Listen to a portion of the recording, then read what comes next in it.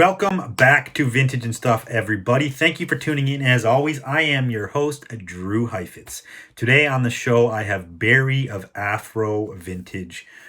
I consider him a good friend of mine. We've known each other for a couple years and we've chatted often. I've been on his lives. He's been on my lives.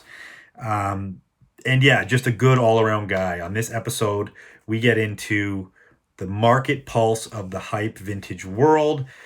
We talk about his road trip across America, picking up insane hauls. This man is the haul king, straight up. Daily, he's getting massive hauls of crazy vintage t-shirts.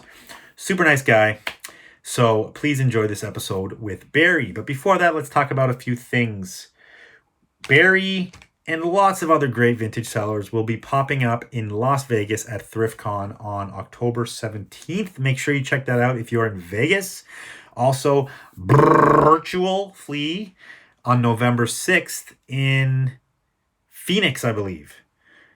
Now, Barry will also be there and a bunch of other vintage sellers, so go check that out. I heard through the grapevine that the last Virtual was a really good time. So don't miss it, okay? There's been lots of other events nationwide. If you have any events you want me to talk about on the show, send them my way. Oh, also East Coast Connect. That's like November as well, I think.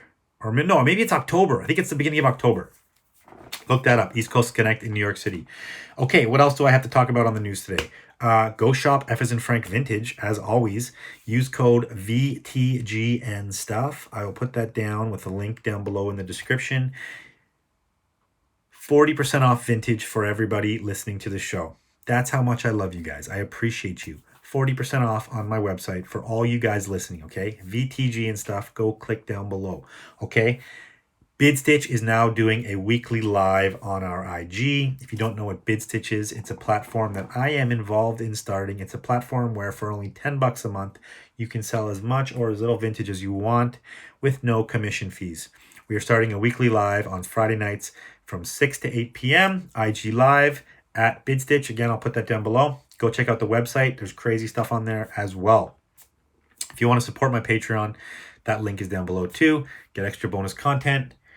You can support me because I do this show for you guys, okay? This show is for you guys, supported by you guys. So, big shout out to everyone who supports me on the Patreon. Mad love.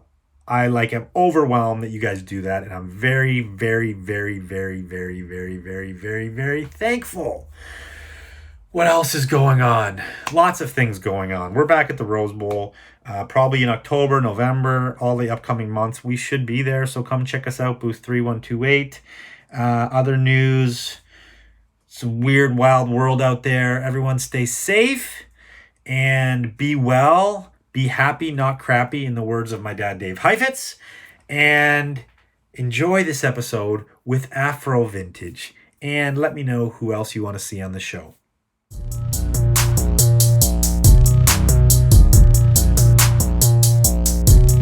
Welcome to Vintage and Stuff with Drew Heifetz. Welcome to Vintage and welcome to Vintage and Stuff with Drew Heifetz. Welcome to Vintage and welcome to Vintage and Stuff. Drew Heifetz. Welcome to Vintage and welcome to Vintage and Stuff. Vintage and Stuff. We got vintage clothing by the rack. Yeah, just check out my Insta. How you gon' argue with that? Everything you see, I manifest. I'm an architect, I think I'ma run it back. We got vintage clothing by the rack. Just check out my Insta, how you gon' argue with that? Everything you see, I manifest. I'm an architect, I think I'll have some of that. Barry, welcome to the show. Thank you, man. Good to be here. AKA Afro Vintage. You are, as far as I know, pretty well known in the scene. I did tune into some of your set the other day on 1980 Something Co., Virtual Flea, and you had fans, my man. Yeah, I got fans. It's pretty cool having fans. Yeah, that's rad, dude. We've known each other for a while now. Well, I guess at least a couple years, since probably the beginning-ish of the pandemic, we kind of started chatting more and more. Yep. And yeah, you know, I know you pretty well, but let's get the listeners to know you. So I want to know the beginning, man, how it started. how did you get into this crazy wild business of selling vintage T-shirts? Okay. Well, of course. Well, I'm old. I'm 51. So um, when this stuff wasn't vintage, when it had its first go around, I was wearing it. I was 20 years old in 1990. So all through the 90s was all my 20s, and I rocked all this stuff.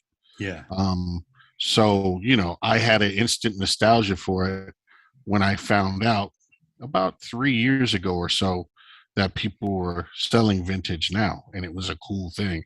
Tommy was cool, and Polo and all that stuff.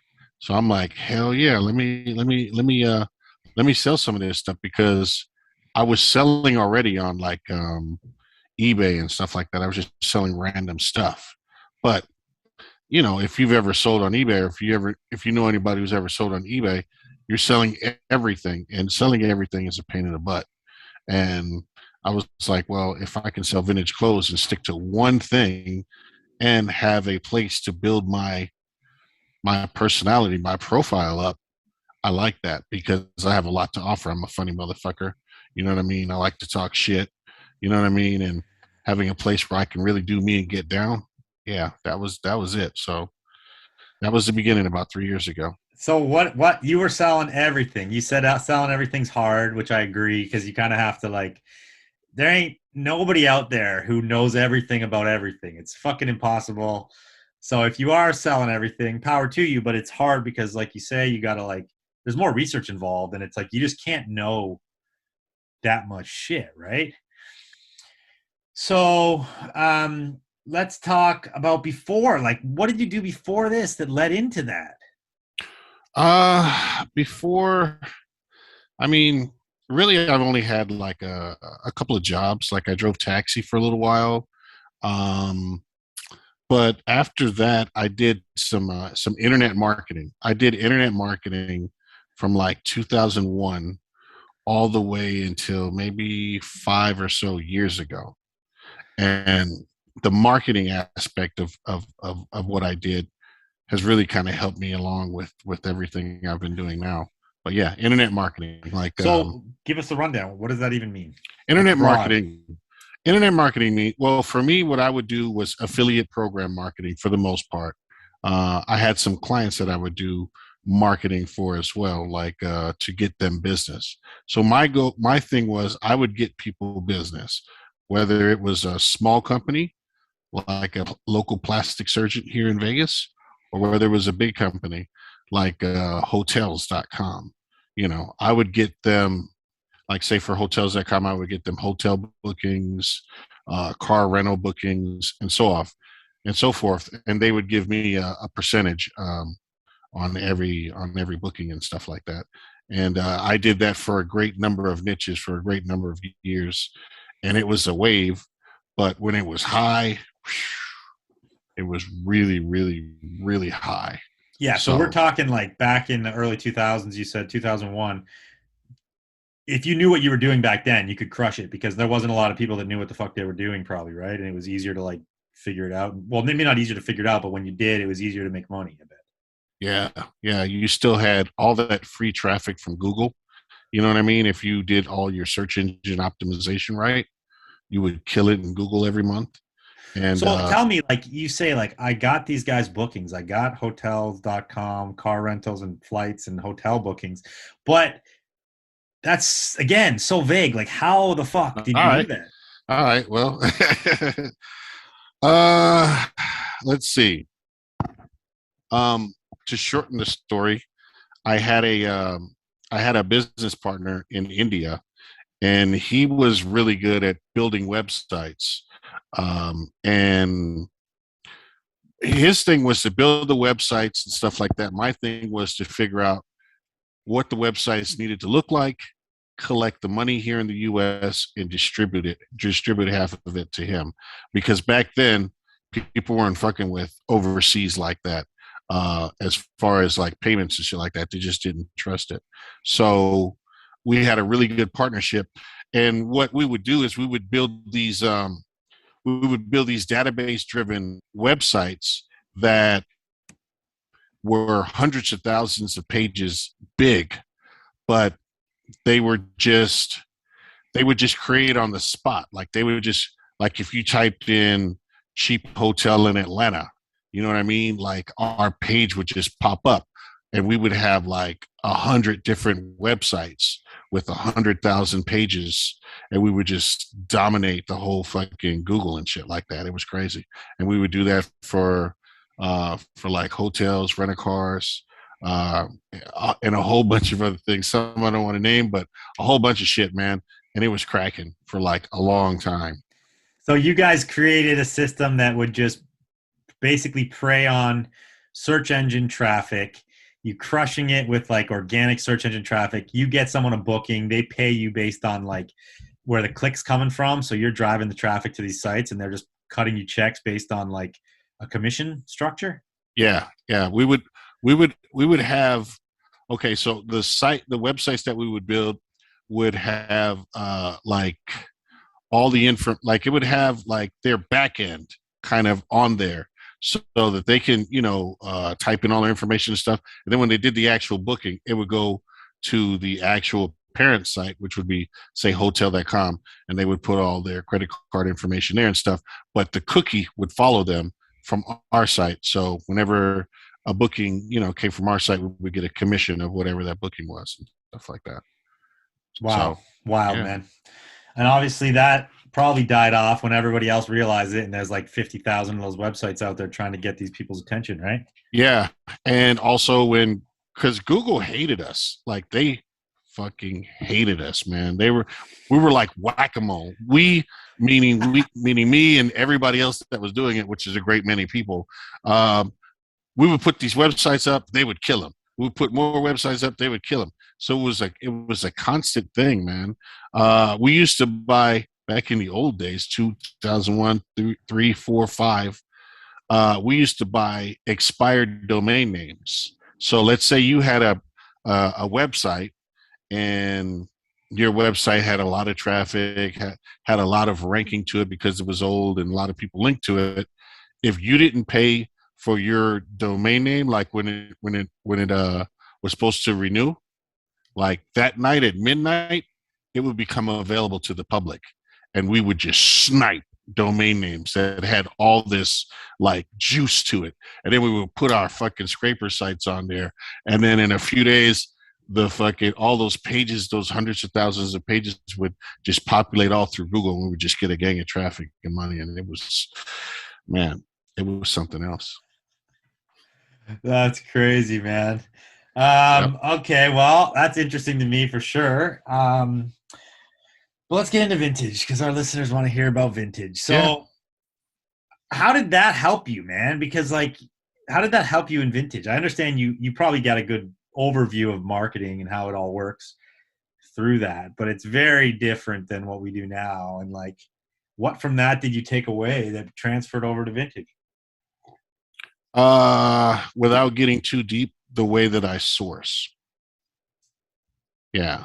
Like my Chipotle sauce is dipped firmly in that. In some aspect of that. Okay, okay. Obviously, there's some proprietary secrets there. Interesting, interesting. My brain is twisting and turning right now. As is the whole freaking internet. I mean, as is the whole IG community, I should say. Everybody wants to know what is that secret sauce that he has, because I don't go into racks and bins and stuff like that to source. I have a different way of sourcing. Yeah, and it fucking works because if you guys don't follow Barry, you need to follow Barry. Afro Vintage. Look at his hair; it speaks for itself. But Luxurious. it is looking good tonight. Yeah.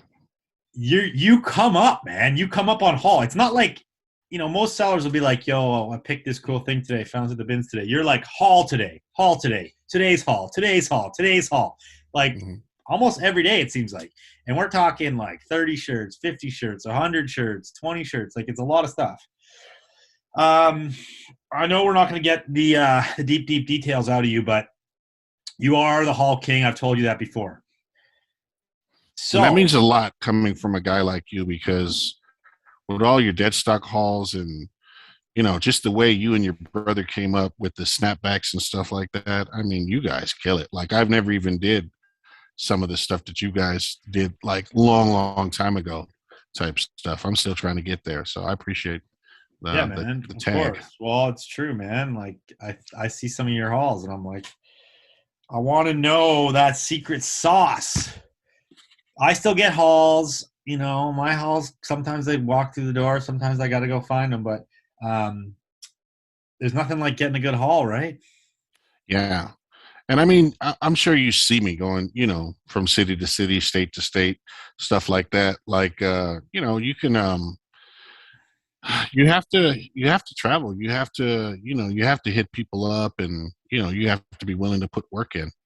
You know, I agree to that. yeah, I've said that many times, and I still say that. Like, if people are committed to this business, you got to make sacrifices for your livelihood or for how you want to live your life. And if you're not willing to make those sacrifices, like go fucking live on the road for 2 weeks or a month or whatever.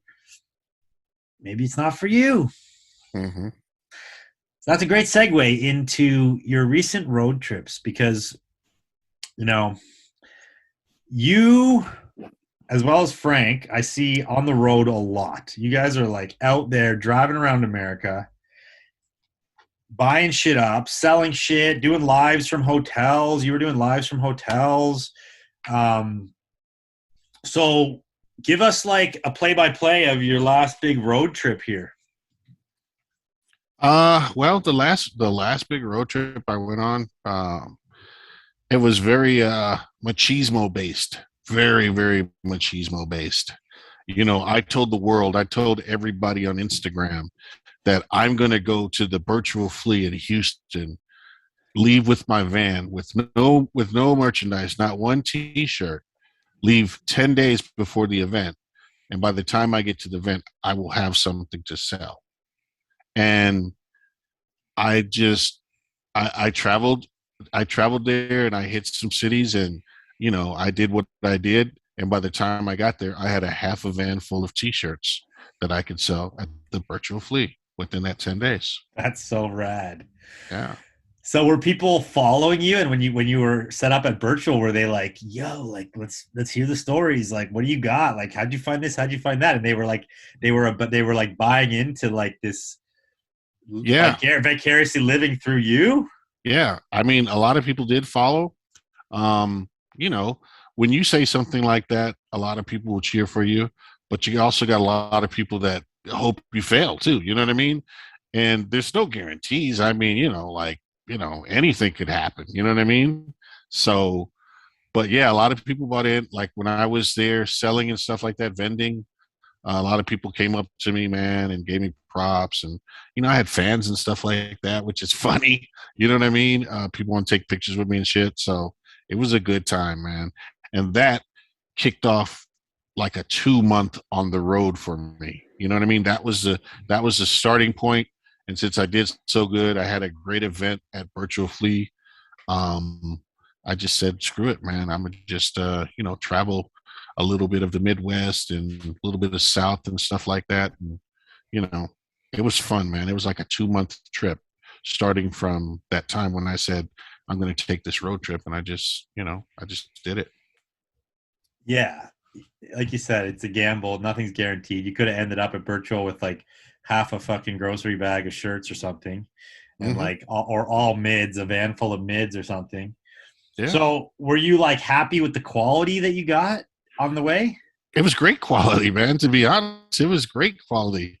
I had two hauls in particular that were like, one haul was like 200 t-shirts, and another one was about that, and they both came from like dudes that were like in the music industry in some way somehow. So they were concert related and stuff like that, rock, so it was good stuff, man. It was good stuff for the So very most part. give us like the top one or two shirts that you got on the way out to Virtual. uh like I had some Killer Aussie shirts. I had um damn. I had a Mr. Mr. what is that dude's name? Mister not Mister Giggles, but Mister something. I had a bunch of, you know what I had? I had a bunch of uh Grateful Dead t-shirts. Had a bunch of Grateful Dead t-shirts. Yeah. Okay. Yeah. That were really, really cool. I didn't have the Deadland one, but I had some really cool ones. Nice. Hmm. And so fill us in on virtual. Which virtual is this? This was Houston, you said. Yeah. Virtual That Fleet was Houston. number two, right? Yeah. They had That the was first number one in Florida. Yeah, that was number two. And I went to the Florida one, and I went to the Houston one. I didn't go to Miami, but I will go to Phoenix. Um, Virtual Flea Houston, man, was how I think Virtual Flea should always be. You know what I mean? Like a lot of people, um, a lot of sales going through there. You know what I mean? From mids to super high end stuff. I'm sure you saw that the trade pit in the hotel lobby. That thing was crazy. Just it just went on and on and on for days. So yeah, it was really awesome. Like there was like what you saw there is what really happened there. There was no smoke, no mirrors. It was just all good. That's rad. So you made money. Yeah, for sure. Okay. How do you feel like I'm 41. You said you're 51. 51. Yep. Um, you know, Still a young guy, lots of life left in you. But you're in these events with like guys that are like some aren't even 20 years old yet. And some, but I would say the vast majority are 20 to 30 years old, right? Hmm. So how does that feel for you, and how do you vibe in that world? Because like you're on lives with these guys all the time. There's not that many people in your age bracket that are in the, say, like hype t-shirt world that we're kind of in here. Hmm. So yeah, how is that for you? I just really stay in my lane. I know that I'm not a young dude, and I'm not out there trying to hang with these young dudes going to the strip clubs and bars and doing all this, crazy shit that they'll do. You know what I mean? I'll stay hunting, I'll stay selling, I'll dab people up, maybe go to a dinner or something like that. But for the most part, I'll just keep it moving, man, and not really hang too much because I could look really bad trying to hang with these young dudes, man, in a situation. It could I get wasn't awkward. I wasn't insinuating that. I was No, just but I've known that from the start. I've known that from the time that, I started into this business and I seen just pretty much all young dudes around. I'm like, I'm going to be more of somebody who could, teach and, you know, bring some wisdom to some of this stuff because a lot of these dudes, it's their first time even selling anything. So, I got a lot of sales experience. So, I just try to help folks like on an uncle tip more so than trying to kick it with them. You know what I mean? Because that's really that would be ugly for me. That would be really goofy for me. yeah, man. I feel you. I feel you. Okay. I like that. So you have two grown kids, right? Or sorry, I know you have kids of, I don't know how Yeah, many. I do. I do. You have two or one or I what? have a daughter that's 23. I have a son that's 30, and I have a daughter that's 31. So I have three kids. Nice. Yeah, So they're like in the demo. So what do they think about you in the vintage t-shirt world? they're right into it. They're right into it, man. That's They love awesome. it. I send them T-shirts and stuff like that. They love it. They're right into it. That's super cool. Hmm. Um, okay, well, you said virtual is good. So let's get back on this road trip because I want to hear more stories from the road, man. You after virtual, you said you made some money. It was a good event, which I'm glad to hear. Hmm. Um, I haven't been to a virtual yet, mostly because of COVID restrictions. I'm sure I'll make it to one in the near future here. And Hmm. give us the road trip details, man. You were like, I got money in my pocket. Let's just keep on this fucking digging mission and figure out where we go. Yeah, road trip was cool because being on the road, you can source in a really good number of ways. You know what I mean? So I was sourcing, using my method, my Chipotle sauce. But also when I would see, an old place or whatever, I would stop in, look for dead stock hauls and stuff like that, or just go to garage sales in different cities and stuff like that. Uh, so that was really cool. Some of the characters that I would go to their houses, man, I need to really get cammed up because some of these dudes are a trip, man. Like there was this one dude that like he gave me his address and I'm going, I get off the freeway and then it's probably a 10-minute drive to his house from the freeway. And all along the road, it's a little town, all along the road, all you see is Trump 2024 and Confederate flags. And so I'm like, all right, cool. I'm excited now because when I see that kind of shit, I know I'm going to find what I'm looking for. There's a bunch of old stuff there. And you know what I mean? So I'm like, I'm cool. So I get to his house, I get out, and he comes to the door. He's like, hey, come on in, man. And I swear this dude is like, I don't know, he's like 5'7", 300 pounds, the biggest beer belly you ever saw. He had no shirt on, biggest beer belly you ever saw. I get into his house. And the first thing I see on his wall is a Confederate flag. I mean, a big ass Confederate flag. And I'm like, all right, cool. Right. But this isn't the first time I've ever been in this situation. So I know how to act. I just start talking about music and we start talking about the t-shirts and everything flows. And I might have spent $100 with that man, got like 30 t-shirts, all like old school 80s stuff. And it was just awesome, bro. So yeah, it can be like that on the road, man. It could be really, really fun, really cool. You could also get kicked in the nuts, man. Another time I drove 5 hours to go see a guy. He had some punk stuff. And you know how hard it is to get punk stuff, man. How hard it is for people to release their punk stuff. So I think I drove from Indianapolis to somewhere in Kentucky. And I got there, the dude had the stuff, and as I'm looking at it, I'm, trying to work out a price with him, and I name a price. He's like, no, I don't want to sell it for that. And then I'm like, well, what would you sell it for? He's like, I don't really know. And then he's like, I don't think I want to sell it. And I'm like, oh shit, this is bad. And then I'm like, well, what about, these shirts right here? And I kind of separated the Snickle Fritz from the Fire. He's like, no, I can't sell them.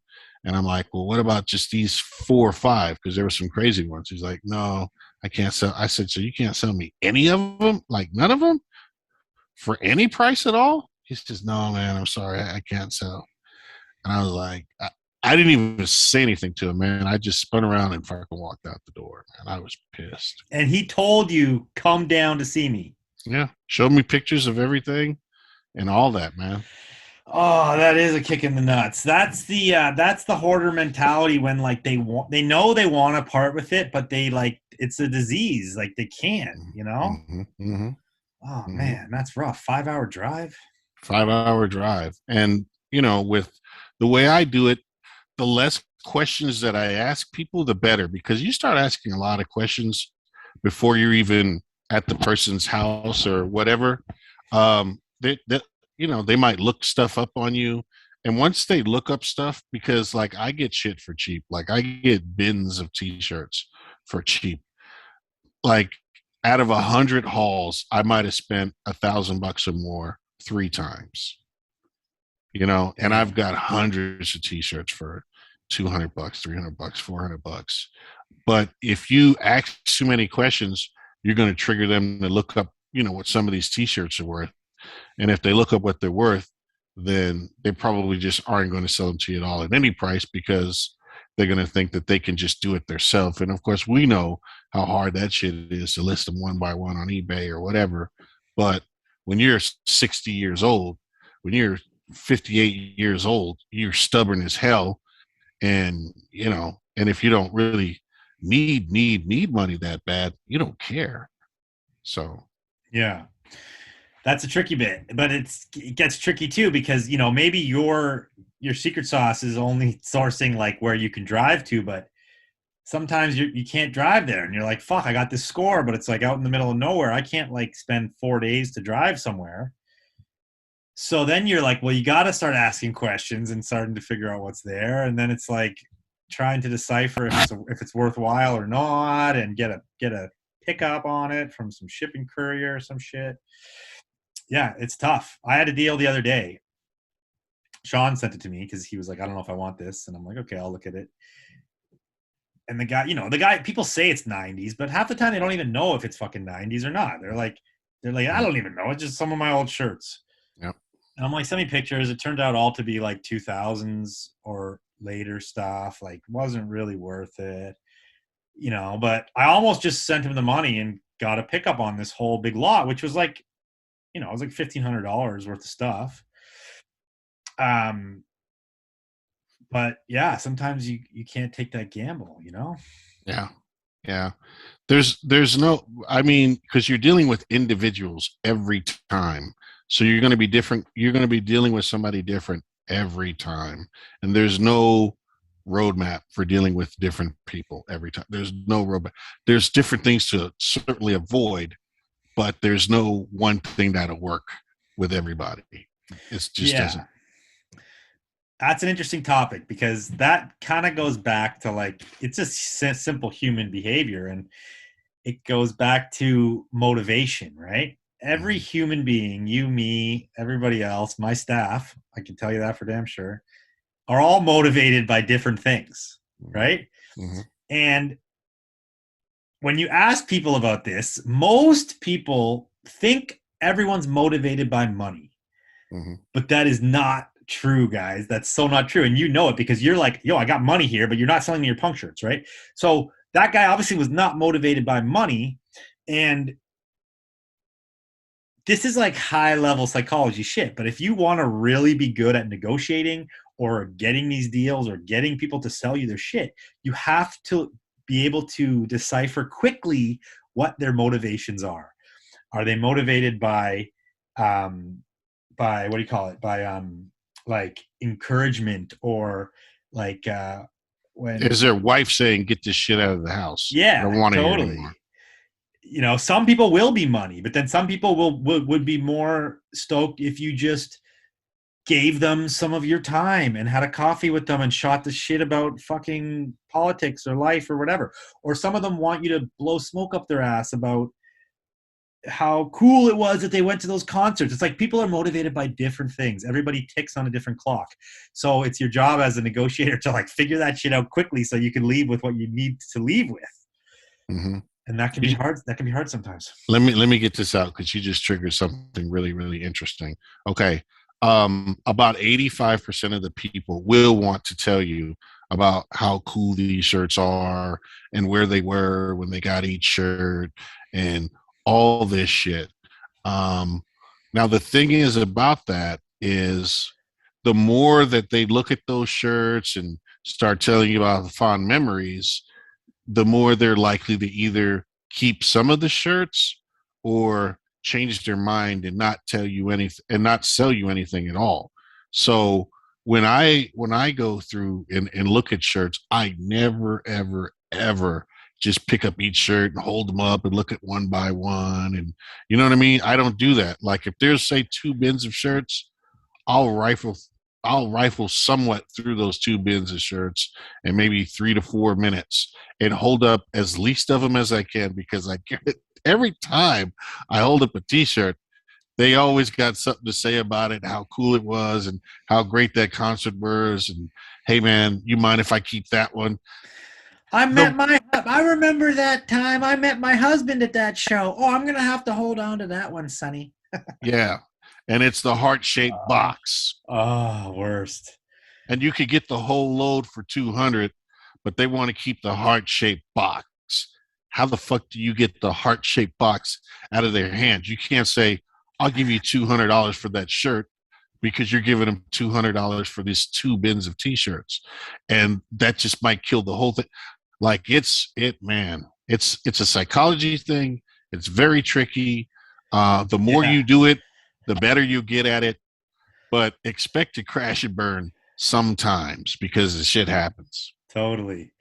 And another thing I'll mention about that is that they want to know that you're giving it a good home. So you kind of got to spin some bullshit sometimes, right? You kind of got to spin some bullshit. And I'm not, I don't think it's like right to be super deceiving.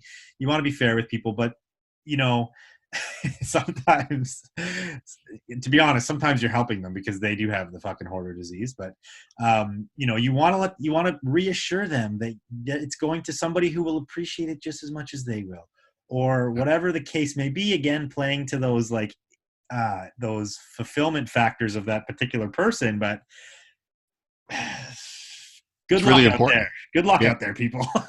Yeah. It's really important. What you said is really important because almost all of them ask, what are you going to do with this stuff? You know what I mean?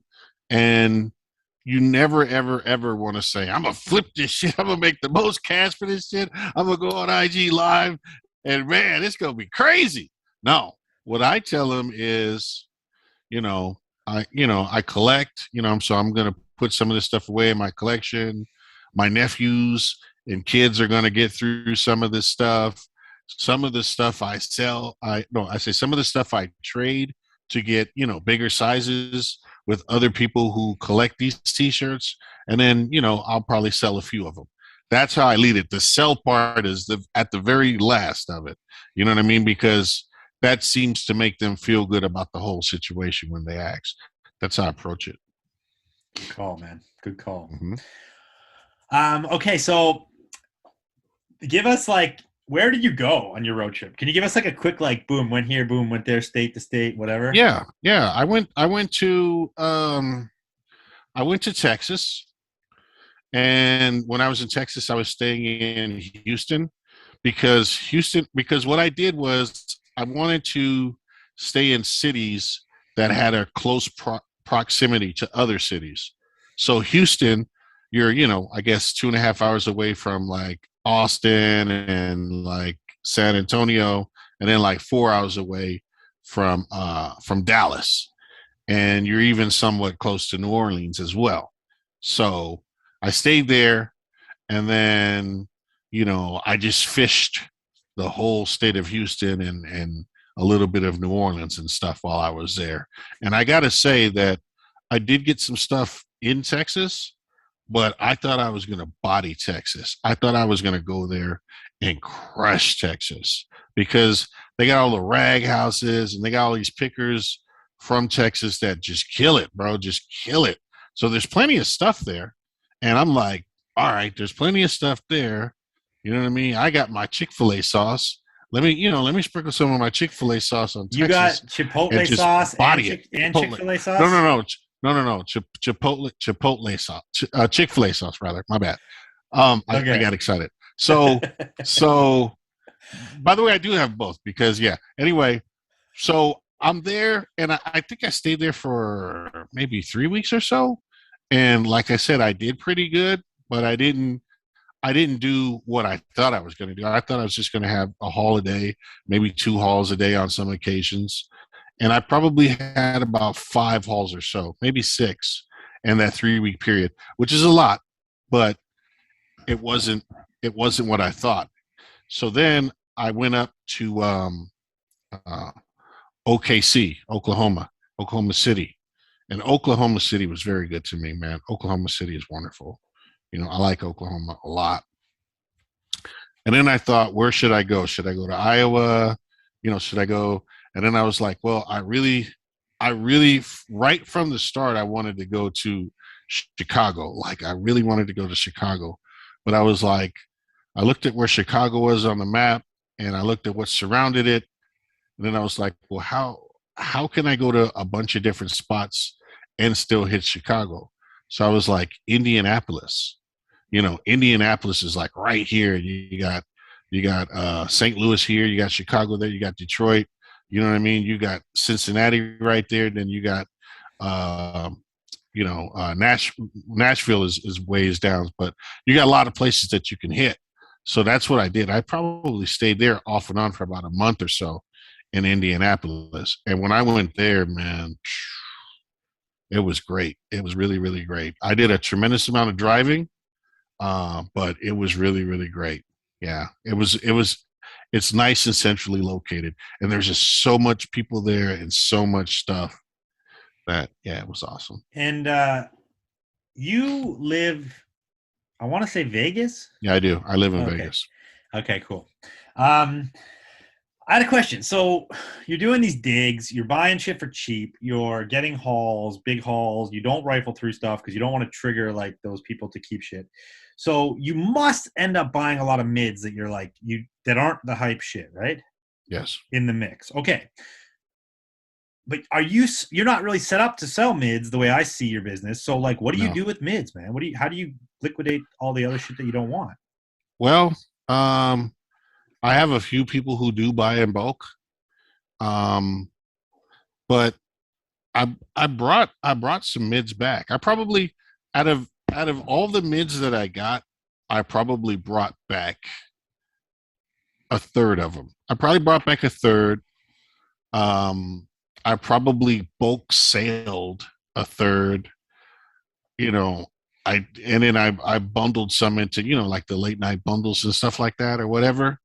And Yeah. then I got like a huge amount of mids and maybe a little bit higher than mids in Houston right now in a storage unit that I So that I you paid got like hundred so bucks for. much from your trip to virtual and in Houston that you were like, I'm gonna leave it because I don't want to care. I wanted my van to be empty on the road trip. Say that one more time. You left it there because you wanted an empty van to keep going. No, no, no, no, no, no, no, no, no, no, no, no. Uh, I took I took almost a full van back to Vegas with me. Yeah. Um, I did my road trip, and then at the pretty much the last stop of the road trip was back near Houston. I picked up it was probably 3,000 pieces. It was like 34 boxes of just like 70s and 80s vintage tees, a little bit of 90s vintage tees. And it was just so much shit. And I had so much stuff that I just like cherry picked through it and probably took maybe 800 pieces or so uh, in the van. It was me and my nephew. I said for him to come out on the Greyhound, and let's get back to that later because that Greyhound experience was a mother sucker. So he came, we did this deal, and I loaded up the van, and then we just went back. So I got I got a bunch of pieces still, out there in Houston in a storage unit, That's crazy. So and I sent a lot 32, of pieces. 32 boxes, and that's from an individual person. Yeah, yeah. By the way, all the way along the trip, I would send boxes back home. You know what I mean? Of like the better shit. You know what I mean? So if I had some bangers and grails and shit like that, I would send a lot of that stuff home. Kind of like as an insurance. You know what I mean? Like, okay, I'm getting good shit and good shit and good shit and good shit. Let me send some of the best stuff to the house and sell some of the really good stuff, and then with the mids, just do whatever. Um, Now, what was your question? What did you say? I forgot. No, no, just that's wild. That's a huge haul. So do you Oh still yeah, the have haul. so, The so haul how was much from one. stock? How much stock do you sit on at a normal basis? Uh, Maybe 1,000 to 1,500 t-shirts. I would say. Okay. Okay, sorry. Go back to the haul about the 32 Back boxes. to the hall. Back to the hall. It was from one person. Um, a guy had died, and he had left um, all these boxes of t-shirts to another person to donate either the shirts or the cash from the shirts to a private organization, a charity. And so the dude said, "Hey, we're going to look through some of these boxes, and whatever is whatever t-shirts that are appropriate for this charity, because it was a theme-based charity. I don't want to give away what it was. We're going to keep that for that, and then we'll sell you the rest. And you're not even going to pay me. You're just going to. I got the what was it, Cash App or PayPal, something like that. I just scanned it and just sent it directly to that organization and stuff like that. So it was cool. I paid like 2,150 dollars, I believe, and it was like 3,000 pieces. Damn. Dude, you're coming up on the low, bro. That's how it is, man. Like it's like that's really how it is. Like that's really how it is. When you buy from people, you're not going to pay a lot. You're just really not going to pay a lot most of the time. Like it's not. It's usually not a. It's just. It's usually not that deep with the money. It's more about where's the stuff going, and I need it out of my house, and I can't fit it anymore, and I'll take some money, but just enough where like I know you're not swindling me. Like don't give me $50 for 2 bins of t-shirts, but Yeah. No, 250. I That's mean, cool, it kind of makes thing. sense because I feel the same way about all my wife's shit. I'm like, babe, I want to get the shit out of here. Just take it away. We have too much crap, but it's like that's the shit If your she. wife if your wife is listening to this later, I had no part in what he just No, said. no, she does. She won't listen to this, so I'm safe. Um, but I'm just like, I love my wife. Love you, babe. If you do listen to this, I love you. But There you go. Clean it's that like up. it's our world of t-shirts, our world of vintage. But like, even sometimes I'll have like cool. I'll buy vintage toys for my kids, and I'm like, I could probably put this on eBay, but like, I'm just gonna fucking donate it because I want it out of here. It's like if it's not your world, it's so much easier to let it go, unless again if you have that like weird like memories attached to it. But um, it's a mission to try to go and do all that work, and just let it go, let it go. Hmm. Okay, so let's talk about. Oh, sorry. Tell us about the Greyhound incident. Oh, the Greyhound, yeah. So I'm like, nephew, man, I got this haul. And this was the Houston haul with all those shirts. I'm like, man, it's hot out there. So many shirts, and whew, that's gonna kick my ass, man, by myself. So I tapped into one of the local homies. I don't want to say who it was, but one of the local homies in Texas, and he came and helped. Um, but I wanted my nephew there too. So I'm like, nephew, what you doing? He's like, I'm not doing shit. I'm like, cool, bring your ass out here, man. I got a ticket for you on the Greyhound.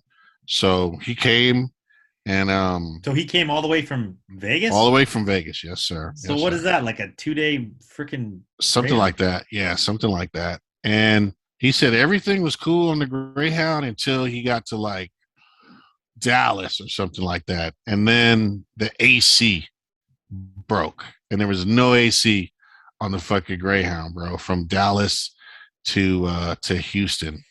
And Jeez. it wasn't in the daytime necessarily. It was a little bit later. Like it wasn't at the hottest, but still, man, you're on that bus, and it was just. He said it was pretty brutal, man. And then um, that downtown Houston Greyhound, that location, bro, Is that like is some a serious beast. serious ghetto shit. Super serious ghetto shit, man. I parked my van, and I went directly in there. And the moment he got off of that thing, the Greyhound, I was like right there greeting him, like, "Hey, man, let's go. Don't talk to nobody when we get out of this motherfucker. We'll walk straight to this thing, get in here, and we're out. We're not stopping for shit." Yeah. And yeah, man, that's what it was. Yeah, shout out to Raymond. He came through. Shout out Raymond. Good job helping Mm, your uncle out. yeah. Okay, so let's talk market pulse. Let's talk the ups and downs, the stock ticker of the vintage world. What is happening in our market?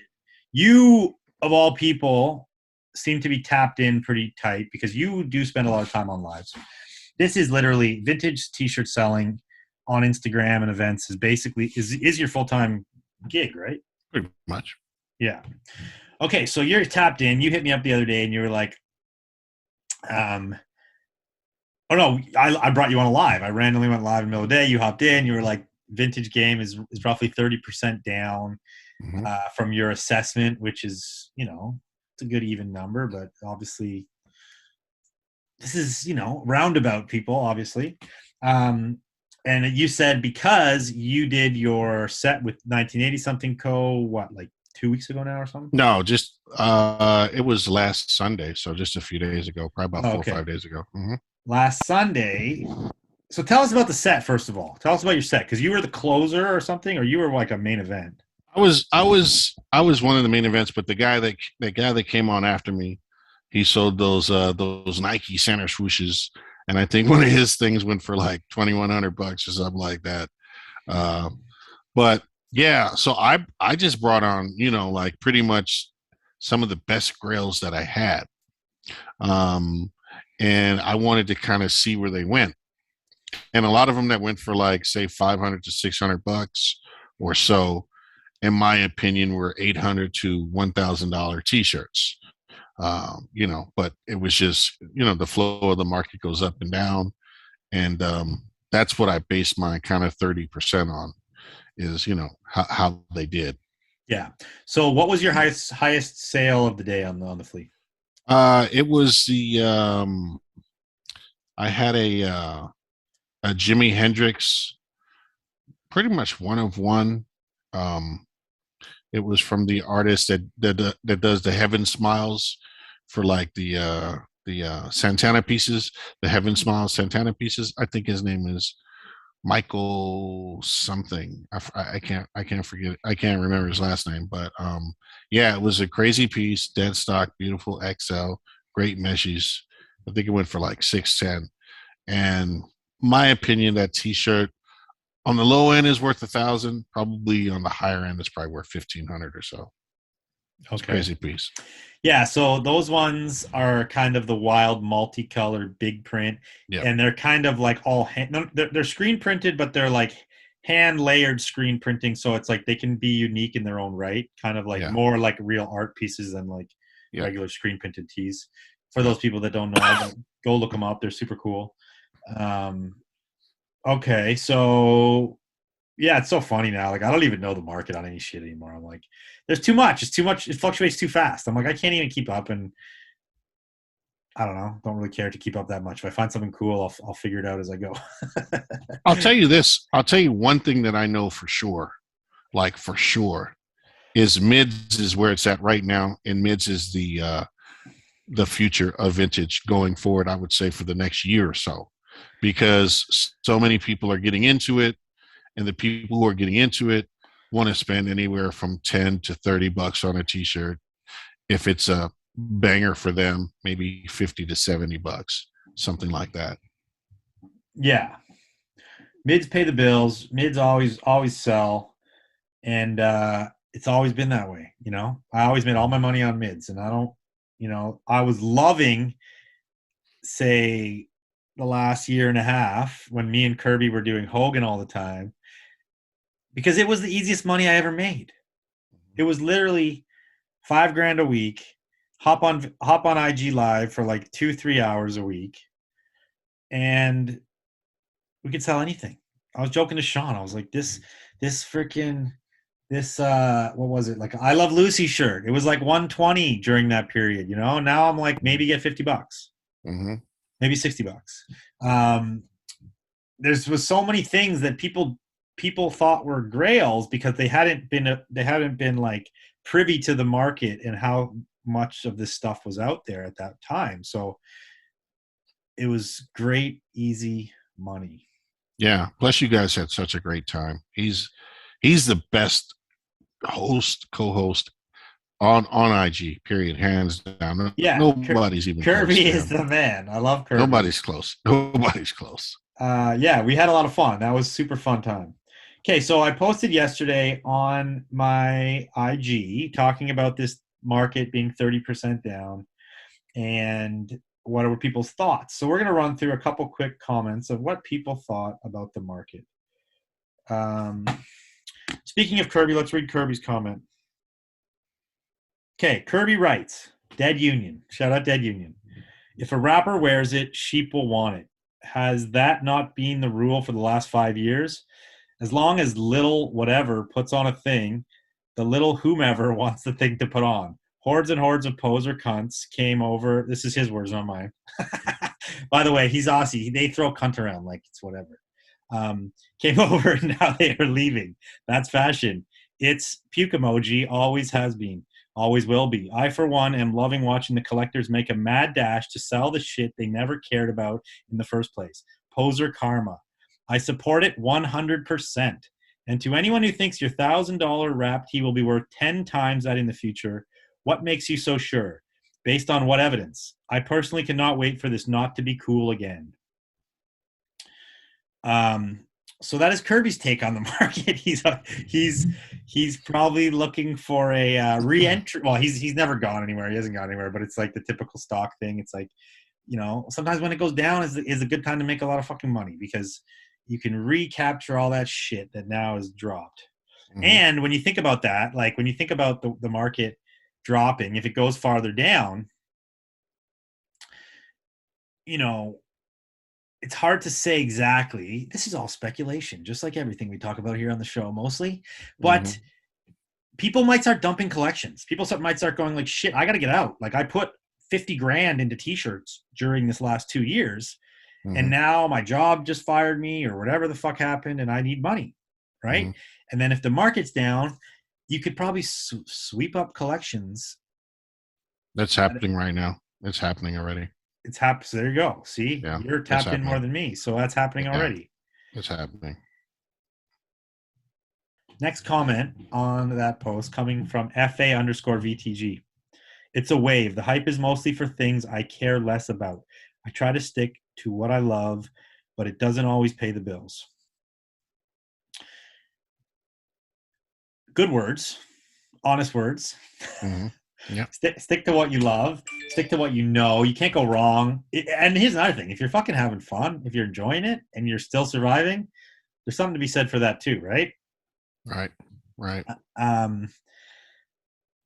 But it's true because the hype, when the word hype notes that it is something that is mass amounts of people are like going after at any point in time.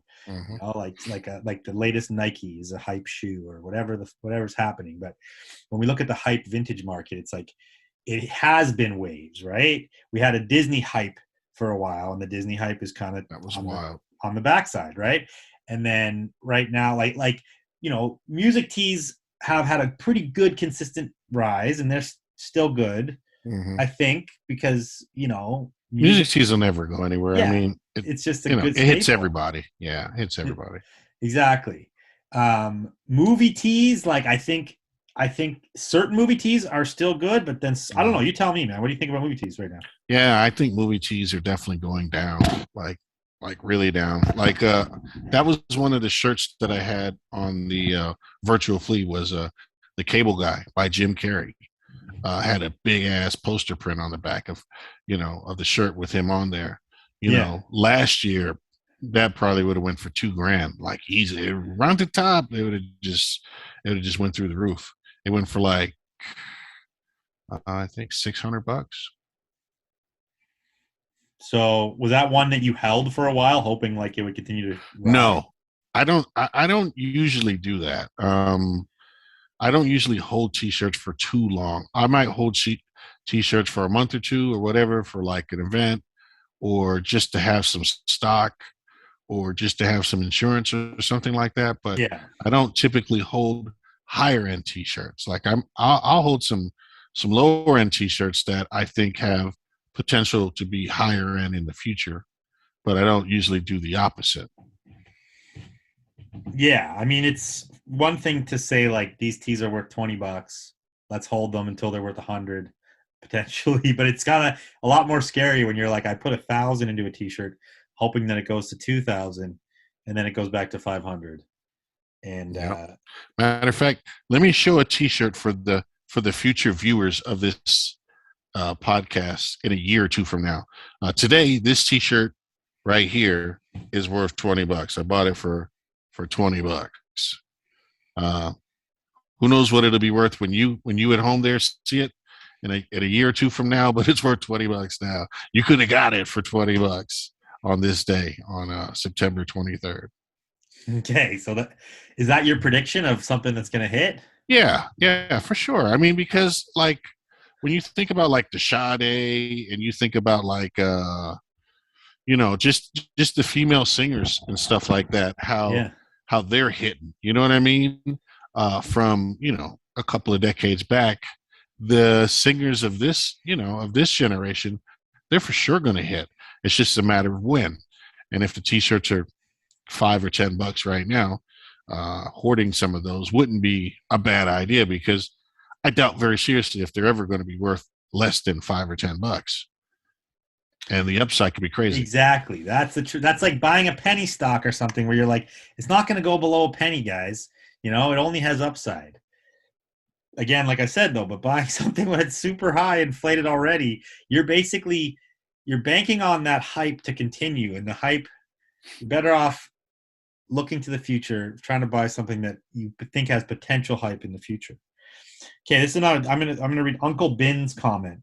He says, "Vintage game is a long play game. If you're in it for the hype, you won't last long. A lot of people come in, drive up prices, and leave. The market is just correcting itself. There will be another bomb soon." So he's basically said what we've kind of said on the podcast many times, is that yes, this thing works in cycles, and you got to be in it for the long play. And a lot of people will fall off and are falling off. You know, some people got their jobs back and they're like, I'm not making as much as I want to be. I'm out. It's the saturation in the amount of diggers is going up, so that makes it harder for people to source. And they're like, I can't handle it. I'm out. There's many reasons, but I think a thinning out of the crowd is a good thing. What are your thoughts on that? Yeah, I think so too. But if we take one little small step back, the cool thing about this whole thing is that vintage used clothes is on the rise. Like the general population is really starting to love it. So all those people who were making crazy money and we're talking about they're in it for the environment and stuff like that, and now nobody says environment anymore. It's just like I'm losing my ass and I need to get out. Yeah, the actual environment, the actual recycling of clothes and stuff, that's getting better and better and better and bigger and bigger.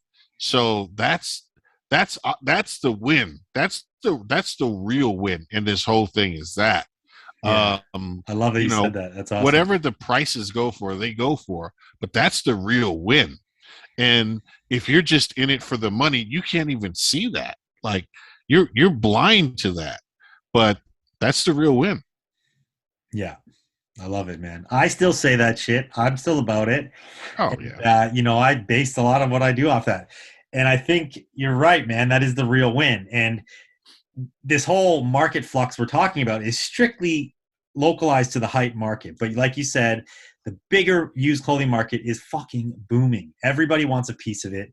The public's perception is the most important thing. And that's like the general population of America, of Canada, of the world is now thinking that used clothes are, first of all, acceptable to wear over new clothes, because it used to be taboo or stigmatized, in a negative way, and that it's cool to wear those and it's fun. And they're also realizing that even somebody buying mids at a thrift store or online or on Depop or a $20 skirt, Y2K vibes, those finds are still firing the same dopamine reactors in those people's brain that we get when we find the ultra super grail whatever. Mm-hmm. Yeah. And I guarantee you, if you talk to people who are going in Buffalo Exchange, who don't source, who don't sell vintage clothes, who are just rocking stuff that is cool to them, if you say, hey, what's a mid? I guarantee you they wouldn't know what the fuck you're talking about. No clue. Nope. No fucking clue. Someone needs to write the dictionary, the stupid vintage world dictionary.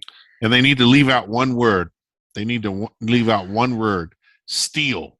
It's a steal. That's a fucking steal. I hate that shit, man. They've pounded that fucking word into the fucking ground, and I hate that shit, man. They need to never say that shit again, because something will go for like 30% less, 20% less than what it, might go for, and people steal, and they'll like damn near cry when they're selling their t-shirts. Oh, I hate it, man. It's so funny you say that, because I was hoping you wouldn't say hammer. I was like, if he says hammer, I'm ending this right now. Hammer's awesome. I'm all about hammers. I love hammers. I brush my teeth in the morning to hammers. Hammers is awesome. Sean Avantini. Yeah. Shout out Sean Avantini. He says the same shit. He's like, that's my number one worst pet peeve word in the game right now is steal. He fucking hates it. I hate it too. Yeah. Shout out Sean. What's up, Sean? I see you. That's fucking funny. Okay, well, let's talk about live. So, I tuned into a live last night and I did my first 10 by 30 or whatever they call it, or 30 by 10 or 20 by 30. I don't know what, Okay. a raffle on a live. I never had done Little that waffle. before. A Little waffle. They called it a Yeah. waffle. Yeah. And then they did it on the Ducks. It was vintage cartoons and I forget the other guy's name. Who's his partner guy that they does it with? I don't know. I just know the vintage cartoon dude. It's Heat something. Anyway, your name's Heat something. Shout out to you. They had the Ducks racing on the screen for the winner of the raffle, and it was like, if you win the raffle, you get $300 to buy something from like a blind bid scenario, Mm-hmm. or credit for future purchases. So it's like you're not losing, I guess, is an interesting concept. And I was like, I just hopped in, I saw they were doing it. I'm like, oh man, I don't even know what the fuck I'm bidding on, but let's go. Mm-hmm. And I didn't win, needless to say. Yeah. It's all, but it was fun though. I love the duck races. That shit is fun because Yeah, everybody has a chance. Literally, everybody has a chance. You never know who's going to win. Yeah, actually, funny enough, Ducky won. You know Ducky? Oh, okay. Yeah, Ducky's so nice. Shout out Ducky. Shout out to Ducky. Ducky, you're the nicest person on the whole freaking IG. Yeah, and Live. I'm right in saying Ducky is a woman. Yeah, Ducky is a woman. Okay, because they were calling her a guy on the live, and I'm like, I'm pretty sure Mm-mm. she's a woman. I've sold you a lot of stuff, Ducky. Shout out to you. You've always been straight up, straight shooter, and a good supporter. Yeah, Ducky is amazing. So she won. Ducky won the duck race. It was the irony, man. I don't know. Mm-hmm. I didn't stick around to see what she won. So talk about the live. So we've gone through this massive turning of the guard kind of thing. Not maybe turning of the guard, but we've gone through a massive like wave where everyone was doing it for a long time. Everybody was making crazy money. A lot of the people that were like really going hard, like Monarch is basically off live. Mm-hmm. Shout out Sean, Shot Monarch. Coop Caps, he was doing a consistently weekly live. He's totally off live. Chloe from Got It for Cheap, he had a weekly live like the night. He actually was the first one to do the Nike only thing. Okay. And I don't think he's doing any more live. So there was like this wave of where like all these like guys were doing it, and me and Kirby, and then those guys kind of fell off and were like, fuck it, I don't want to do it anymore. Mm-hmm. And there's a lot of new people doing it. But I swear, I've been on some lives lately where like nothing sells. It's brutal. It's brutal. I really saw the writing on the wall with this kind of stuff in Orlando at the Virtual Flea. Orlando at the Virtual Flea. First of all, just to clear the air, I didn't shit on the Virtual Flea in Orlando because it was their first go, and I didn't want to say anything negative about it. You know what I mean? And there's not a lot of negative shit to say about it, but it could have been better, but it was what it was. But I love Chris, and why do you gotta clear the air? Did you say something? Well, you asked me about it. And I told you it was wonderful and it was great and all that stuff, but it really wasn't wonderful and great. It was okay. And the reason I think it was okay was because, okay, it was the middle of, the COVID stuff and, all that. And they only had probably one or two places in the whole United States that they could have it at. They had it there. The community wasn't all that big out there to really support something like that. But people did come out. But the warning shot out there that I'm talking about that refers to like the lives now was a lot of people who went there were strictly looking for stuff for their collection only. Like, I collect drug teas. Do you have any drug teas? Yeah, I got drug teas over there. Okay, well, do you have drug teas with shrooms on them? You know what I mean? They were very niche, very specific. And because at that Virtual Flea, I had the craziest stuff ever. Like I had crazy stuff. Marilyn Manson, Typo Negative. I had crazy stuff. And people were just looking through it like it was mids. They were just plowing through like it was nothing. And I was freaked out about that because like at the bowl or something like that, I would have left with nothing. They would have bought everything. So I think that was the warning shot of what was to come. It really did shake me up when when that was over, and I saw how people were being so selective on what they were buying. And I guess as time has went on and people have gotten a lot of stuff that they need for their collection, there's a lot less need to actually buy anything. So even though you're selling something and it might be worth something, if they don't need it, then they could take it or leave it. And if they could take it or leave it, they'll either leave it or get it for a steal. And that's what we're seeing right now. Totally. It makes very, very good sense to me. Yeah, interesting. And I guess the theory of this is that in order for that to keep growing at the rate that it was growing, we needed enough new people to always be entering that would accept where the market was at and start to collect themselves, or start to like purchase or whatever, wear or collect, I don't, whatever, however you want to call it. Mm-hmm. And that's tough because it's like our market as it grows gets like a higher barrier of entry. It's like if I want to just jump into this game of vintage t-shirts now, it's like I'm starting at like $300 retail for these Mm-hmm. things that I like, and Mm-hmm. or $500 retail, and then there isn't enough new people coming in. Couple that with like economic dramas and all these other things that are happening in the world, and yeah, there has to be a correction in the market. So Yep. Yes. But you know what, though? The market is still as booming as it ever was. But I don't know if, I mean, some people for sure see it. It's very clear and obvious if you just look at it. It's transferred from online Instagram to real markets, to the flea markets, to the pop-ups, to the in-person selling. There, I'm sure that most vintage shops right now are killing it still, with mids and stuff like that, because plenty of people are getting into used clothes. You know what I mean? They're just finding out it's used clothes vintage, and they're just finding, they some probably don't even know what single stitch is. You know what I mean? They just know that they like it. It's cool. You know what yeah, I mean? And now there's other places besides Buffalo Exchange that they can go and get it. I've noticed my retail stores are doing I only have one physical retail now, and it's doing really good, like really solid, without much energy put into it, which I love. Mm-hmm.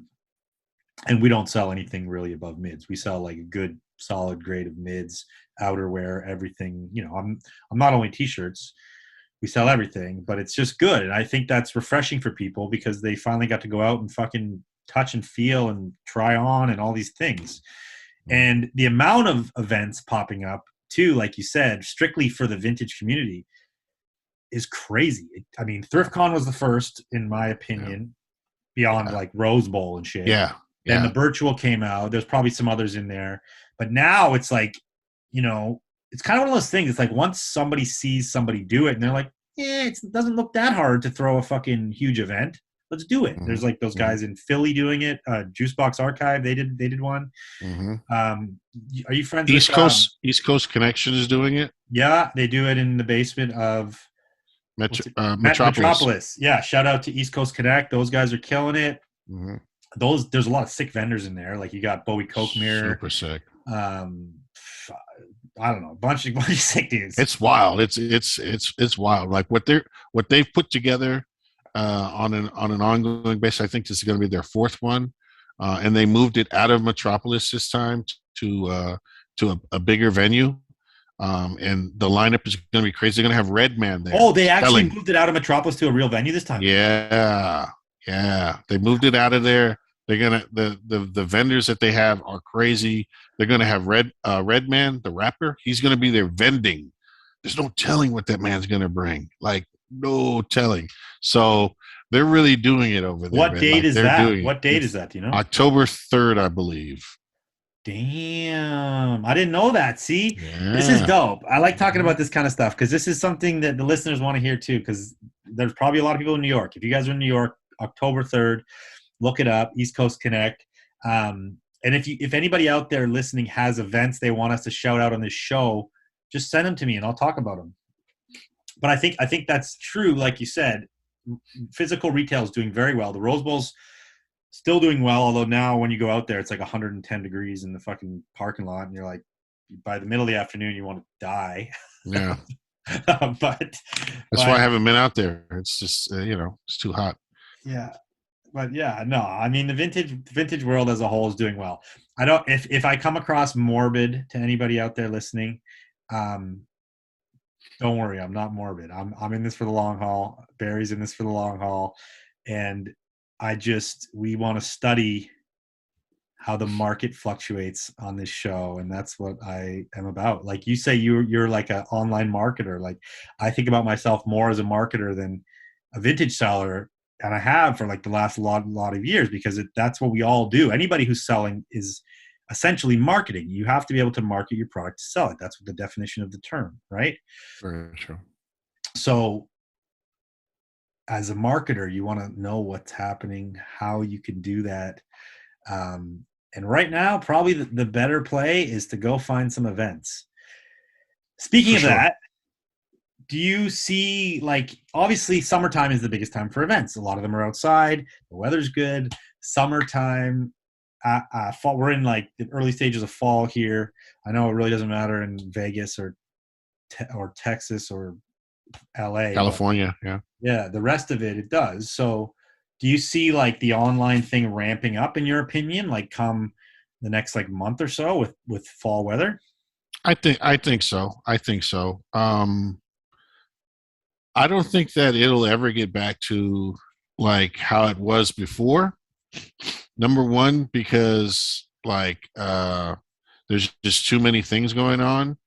Number two is, all these apps that have kind of, exploded a little bit nowadays, whatnot, and, other places and stuff like that. So, but yeah, I do see the lives getting livelier, definitely as, November, December, January comes, maybe even February. So, speaking of the apps, have you been on any? What have you been on so far? Whatnot. You have What? you have you have you been on Network or Um, what's Pop Shop? Have you been on those? I've been on Pop Shop too. Yeah, Pop Shop. Shout out to Earthlings. I think they have a Wednesday show on there. Yeah, I went on there. Those apps are so ungoofy. It's amazing. It's like everything you would want Instagram Live to be with instant payment and all that kind of stuff. It's just that. It's just easy. It's just boom, boom, boom, boom, boom, quick, easy, no lag. It's amazing. Yeah, it's amazing. So, um, what do you prefer, Whatnot or Pop Shop? Uh Don't just say Whatnot because you're doing it for ThriftCon. I haven't done. I'm not doing whatnot for ThriftCon. I thought, oh, I you're haven't not approached. doing the virtual ThriftCon? No, they haven't. They haven't talked to me about that. I Oh. did see that they're doing that, but no. But thanks for insinuating that. Um, I don't know. I just want to be unbiased here. no, I no, know no. you're doing ThriftCon, so shout out ThriftCon, and you're I going to be am. there, right? Yeah. Shout out ThriftCon. I mean, Which is it's what right here date? in Vegas. Yeah. What date? It's the 17th of October. Okay. Fuck. There's so much happening in October. I feel like I just need to come to the States for the month. Yeah, you should, bro. You could get in a whole bunch of surfing. You know what I mean? Keep your eye on that wallet though. And yeah. Oh, burn. Okay. Well, I better tell that story. So last trip in LA, this was in August. I went surfing in Malibu, and I my typical thing is like I put my wetsuit on, I take my keys, and I like pretend to go surf, but then I hide them under a rock on the beach. I try to be all stealth about it. But this day I was a little unstealth, and I was way too fucking hyped up to surf because I just got a new board, even though the waves were shit. And obviously somebody had been watching me. So I go back to the rock after my surf session. My keys are gone. I'm like, oh, fuck. I expected my car to be stolen, but it wasn't. My car was there locked, and my keys are nowhere to be found. So I have to sit there in my fucking wetsuit. I broke down with this guy in like a camper van on the side of the highway, and he like gave me a shot of vodka, and he was letting me use his phone and consoling me, letting me cry on his shoulder. Well, I called the tow truck driver and waited, but yeah, somebody basically just stole my wallet and phone out of the car. And then I had to get a rental car, get the rental car towed all the way back to LAX because that's where I got it from, which is like pretty fucking far from Malibu. And because they stole my driver's license, I couldn't get a new car. So now I'm like without car in LA, and then without credit card, without my phone, and I can't get a new phone in America because I'm on a Canadian network. So I need like to go get a new SIM card for the Canadian network. It's a fucking mess. So I had to hightail it back to Canada. But when I finally got around to like calling the credit card companies and everything, these motherfuckers hightailed it with my wallet to Santa Monica, Macy's, and Bloomingdale's and fucking racked my shit up. They're so good, these guys, that somehow they convinced my bank. The bank probably called my phone and these guys answered and they convinced the bank to raise my limit so they could buy more shit at Bloomingdale's. How much did they get? How much did they get the card for? Or do you not want to say? Yeah, no, it was like 25 grand. But I don't, 25 grand. my limits aren't even that high, dude. They had to like increase one of my limits like by 10 grand. So I was like, motherfuckers. But obviously that shit's insured. I got my money back. Thank God. But yeah, you know, fucking, what do you call it? Career criminals. They know what the fuck they're doing. Yeah. What were we talking about again? Oh yeah, coming to LA, coming to all these cool events. So ThriftCon is Vegas on October 17th. Yeah, and then you got Virtual Flea on November the 6th. So like 3 weeks after that, you got Virtual Flea, and that's going to be in Phoenix. Yo, it's gonna be a good fall, eh, Barry? Like Yeah. all these events, and this is Yeah. also a wicked time. People get spendy in like November ish because that holiday mindset kicks in, and it's like just go buy everything. Mm-hmm. Yep. So yeah, man, it should be fun. It should be, good times. So Now, I don't know about you coming here for a month, man. I don't know if your wife is going to allow that. She's going to be like, hold on, no, that ain't happening. That ain't happening. a month? Are we going there for a month? We can go there for a month. We can ride up the kids. We can go there for a month, but your ass ain't go there for a month. Exactly. Road trip. I should just pile everybody into the camper van and just roll down in the trailer. That would be dope. Do what you do. See if I can find some come ups. Yeah, and you will, because I mean, you the thing is like you've already hit a bunch of different dead stock hauls, so you really know what to look for. I'm still trying to train my eye on what to look for. Like right now, I'm just in the stage where I'm going to places and I'm getting those hard no's. You know what I mean? Hell no, hard no. You know what I mean? They're following around the store type no's. So I haven't really gotten to the part where, I've been able to get a yes or, even just a look, even if it's not what I'm really looking for type stuff yet. But I'm, I'm trying, bro. I'm excited about it. Hell yeah, dude. It'll happen. It'll happen. You just got to keep pounding. Yeah. So what are your thoughts? Do you think the blind bids had a factor in the decline of prices? No, not at all. Not at all. I think the opening of America had the biggest effect on the pricing because people were starting to find way more shit. I mean, you got people going to flea markets now, yard sales again because of the summer, estate sales, people out there finding dead stock hauls, all kinds of stuff. So, yeah, it's I just think it was a natural evolution of it, and it happened. And but like I said, the bigger picture is vintage is growing. The mainstream likes it. It's getting more and more out there. You're going to see, I think next year, you're going to see malls go from not having any vintage shops at all to having 4 to 5 vintage shops. And then the next year, you might see, 6 to 10 vintage type shops. Some might sell vintage furniture. Some might sell old signs and stuff. Some might sell a combination of hype and vintage. Yeah. And then you got the rework stuff. For people who are dead sleep on rework stuff, man, I think that the opportunity for rework stuff in vintage is just the tip of the iceberg right now, where it's going to be. I think that's going to blow up in the next few years. I just can't see how it won't. Hell yeah, buddy. That's what I'm hoping on and banking on. I think you're right, though. I think the big takeaway from this is there's still huge opportunities in vintage. There's more opportunities in vintage than ever. It's just the opportunities have changed, and you got to maybe think outside the box a bit and adapt, just like we always have to adapt, just like we adapted when the lives became a thing in the first place. It's like we all adapted. Now it's time to adapt again and figure out something that's going to, support your lifestyle and support your habits and your hobby and keep firing those dopamine reactors. In the end of the day, my business is doing just as well as it ever did because I'm diversified into all these different avenues of selling used clothing. Again, we call it vintage, but like I sell just as much fucking average used clothing as I do sell what we call even vintage. So, yeah, totally. But I think we've beat that topic. What's the saying? Beat it like a dead horse. We beat Yep. that. We beat that topic down. Um, but I like it. So let's move on, though. I want to do some quick hits with you, okay, Barry? Hit me. Okay. What's the most expensive shirt you've ever sold, period? Lil Kim t-shirt. What's the number? What's the cheddar?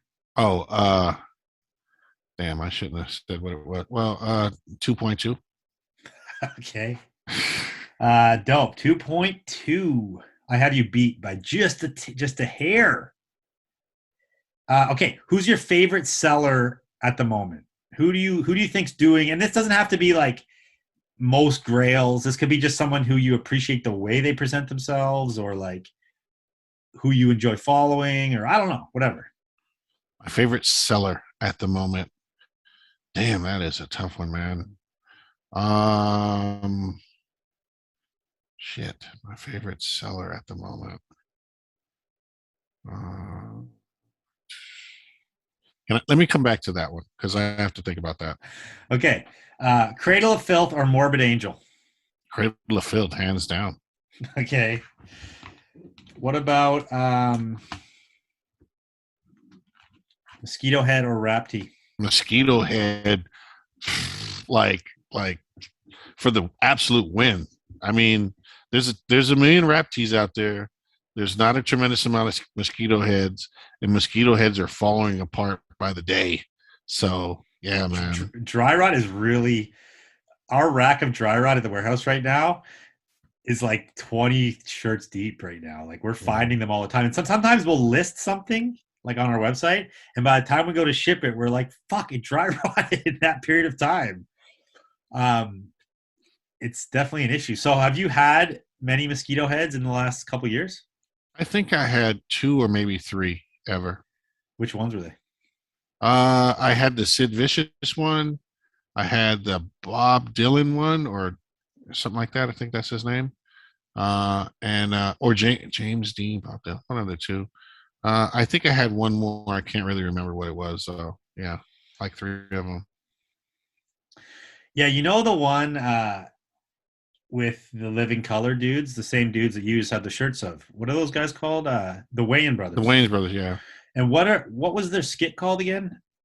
Hated it. The Men on Film.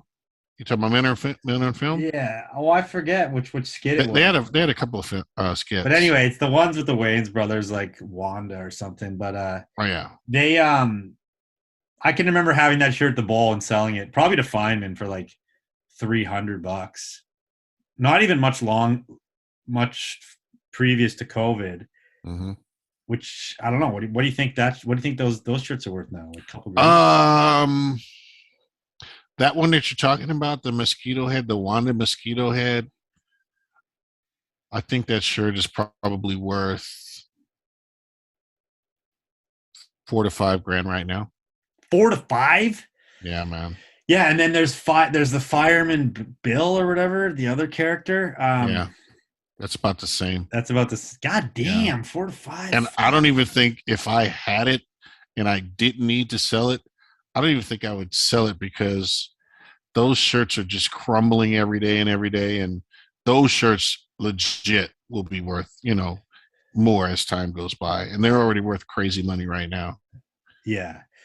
So we just literally did a load of black tea. So I have bins in my own collection. I show bits of my collection all the time. I got like 30 bins of teas, and Lightweight I'm flex. what's that? Lightweight flex. Go ahead. Yeah, it's my podcast. I do what the fuck I want. I ain't mad at you. I ain't mad at you. So I recently, well, Sean recently did a load of a dry rot wash just to like preempt, like pre-wash shit that could dry rot, because I don't want any of my stuff in my bins. I opened my bin one day and I'm like, fuck, these things are done. So like kind of now we're doing like an active rotation of just washing random shirts in these bins, because hoping that they'll be good, right? Because that's the key. Like, if you guys don't know what dry rot is, you should by now, because I talk about it all the time. It's the black dye gets acidic, so you have to wash out the acid in your black dyed shirts on a regular basis. That's why like heavily used shirts don't often dry rot, because they've been washed a shitload. But if you have like any black shirts that you're storing for like a huge period of time, I would recommend taking them out periodically and washing them. Facts. I second that. Yeah. All right. Okay. Favorite seller at the moment. What do you got? Nate Tate TV. Nate Tate TV. He sells very, very seldom, but his energy is just so good, man. He has cool stuff. Yeah, that's what I'm going with. Shout out Nate Tate TV. Mm-hmm. Okay, man. Well, that comes to the end of our time together, Barry. Yeah, But we have a little while longer. If you want to, is there anything else you want to share with the fine people who listen to this podcast? Shout out to all the fine, beautiful people that tune into this podcast and let us talk your ear off forever. Hell yeah! Shout out to Bidstitch, man. Thank you. Shout out to Bidstitch. What's up with Bidstitch? What's new at Bidstitch? What can you tell us about Bidstitch? Okay, so what we're doing with Bidstitch is we're doing we got major plans. You want me to go in? Please do. Okay. So how much can I share of this information? I mean, anyway, the stuff I can share. Okay, so this Friday, it won't even be out. Every Friday, we're now doing a Bidstitch live IG sale event. Just kind of a fun thing for everybody who's on the platform to like get to meet each other, interact, sell some shit.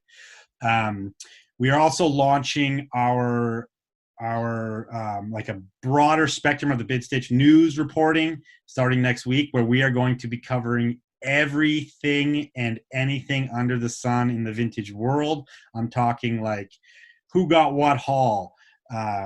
I'm talking guides to every city in America vintage stores. I'm talking guides to events. I'm talking about a more in-depth version of Continuity's vintage news reporting. We're going in, and we've launched a new version of the platform, which is now much faster. If you haven't been on the site in a long time, it's way faster than it was. It's the communication between like sellers and buyers has gotten a lot better. We've done a lot of updates since like the first iteration. So definitely go check it out. And honestly, I'm going to say it. There's so many steals on there, Barry. Hella steals. So sheesh. If you haven't checked it out. Round it top. If you haven't checked it out, you should go check it out, because there's steals on there. But we have a lot more plans in the future. We actually have been thinking a lot about the platform and how it operates and how people interact with each other, and like what makes a platform fun for people, right? Because in the end of the day, why are we all addicted to fucking Instagram? Why are people addicted to TikTok? Why are people addicted to IG lives and all these things that the vintage community is literally addicted to? And you can't say you're not, because you are. Not you particularly, but everybody else out there. I feel it. So we've been kind of looking at ways to make the site more interactive and more fun for the users. And we have some crazy ideas. I can't really get into it right now, but there's going to be some big updates of totally new tech shit coming out in the the coming months here. So we're actively working on it, and we hope anybody who's actually got on there enjoys it, and everyone's found some steals and steals, and and if you're selling on there, we appreciate that too. Okay, what is the number one most annoying thing about selling on Instagram? Payments. Yes, DMs. Yeah. And payments.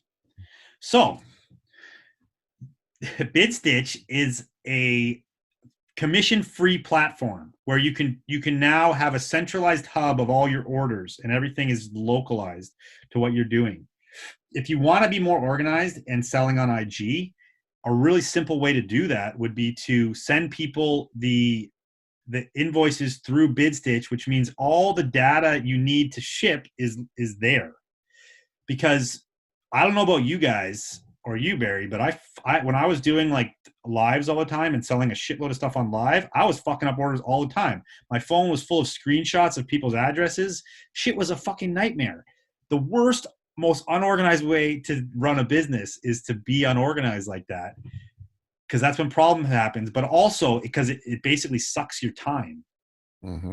So when you think about it, $10 a month to have like a CRM type program where now you can send people direct invoices. So you're like, okay, I sold this in the live. Here's your invoice, pay. Then all you have to do is log on, and everything you have is centralized, like it should be. Because oftentimes too, when people send friends and family money, they don't put their fucking addresses in, right? Which that's the biggest problem, because now you're like, I got to go back to the screenshot or go back to the DM, but you're like, I already got 200 DMs over top of that guy's DM. Like, do you feel me with these headaches? For sure. Like, it's real. It's fucking shit. Yeah, it's the biggest headache of all with with selling online, is just dealing with the DMs. 1,000%. So alleviate the DM nightmare. Pay $10 a month to have the subscription. That's all you're going to pay. And then send out your invoices via the system, and everything is there. You've tracked your whole shit. You can look at your monthly sales, like all these things that you can't really do the way you're doing it now because it's super unorganized. Oh, here's a crazy tidbit too. FYI, you know that like PayPal has a threshold for submitting people's revenue to the not CRA. What do you call it? The IRS. IRS, yeah. Mm-hmm. Yes. Okay. CRA in Canada, IRS. What do you think that threshold is right now? Maybe 25 grand. Yeah. You know what they're lowering it to? 5 grand. Like $150. Damn.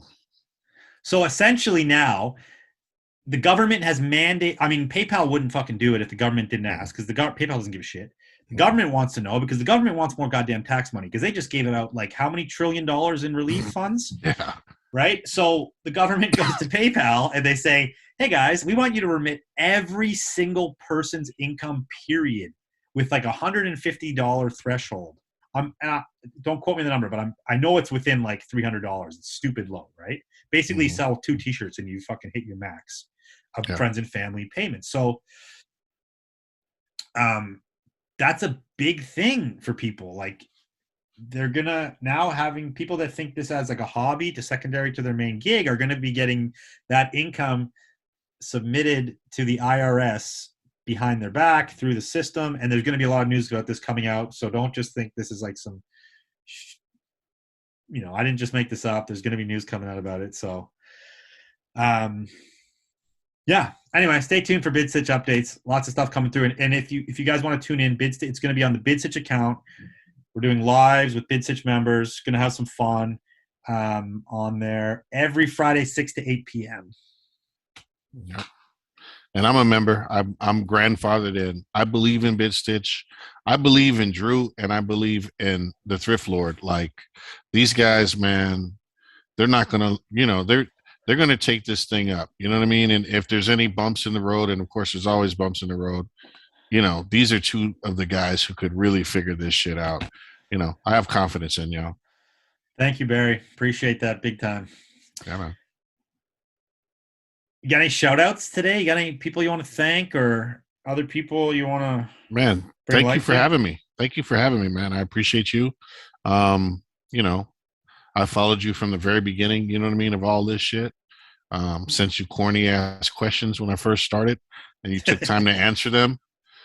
So yeah, man, just thank you for having me, and you guys follow me, Afro Vintage. You know, I stay getting hauls, and every once in a while I'll slip on prices. So go ahead and bomb me with the DMs, which I hate, but do it anyway. And Yes, yeah, his name's gonna be on the screen right here. yeah, Follow this man. follow you, yeah, And yeah, that was fun, dude. Thanks for coming on the show. Much yeah. appreciated. Thank you, appreciate it. Well, another episode come and gone. It was a fun one. Great chopping it up with Barry. All the links you need are down below. VTG and stuff for 40% off FSandFrankVintage.com.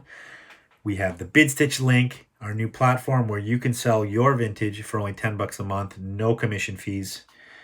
My Patreon down below. All that good shit. Please, if you like this podcast, if you like what I'm doing here, if you like all the info and knowledge that we share on a daily basis, please take some time, share this video or this audio to your Facebook, share it on your Instagram stories, tag me, I'm reposting, and it helps me grow my audience and grow what I'm trying to accomplish here with this podcast. Thanks again, everybody. Much love.